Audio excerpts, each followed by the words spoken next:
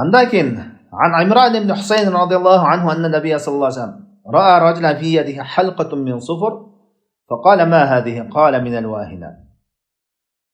فقال انزعها فإنها لا تزيدك إلا وهنا فإنك لو مت وهي عليك ما أفلحت أبدا.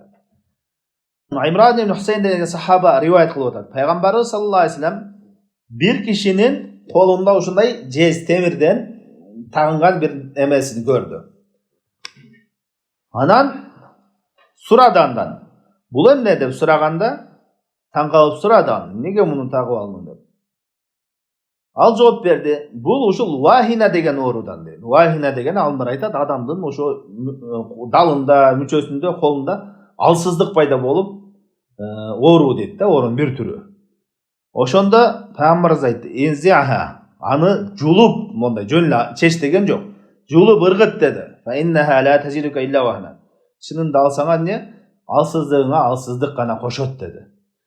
Эгерде сен ушу менен өлүп калган болсоң, ушу бойдон ушуну тагынып жүрүп өлүп калган болсоң, ма афлахта абада, эч качан ийгиликке жетишпейсиң деди. Түшүндүңбү? Бул Имам Ахмадда риwayat кылган бисанадин ла бааса бихи дейт. Санады, сепушкасы жакшы эле дейт, сахих деңгээлде дегендей майнида айтып атат.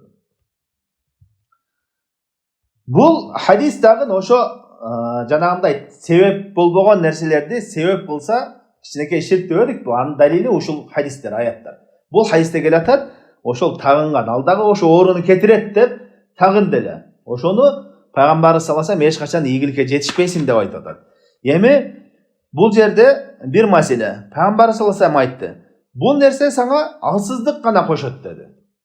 Ал пайда бере албай турган нерсе, пайда бере албай турган. Айтпадыкпы жана тагынчак нерселер эч кандай пайда бербейт, себеп болбойт деп.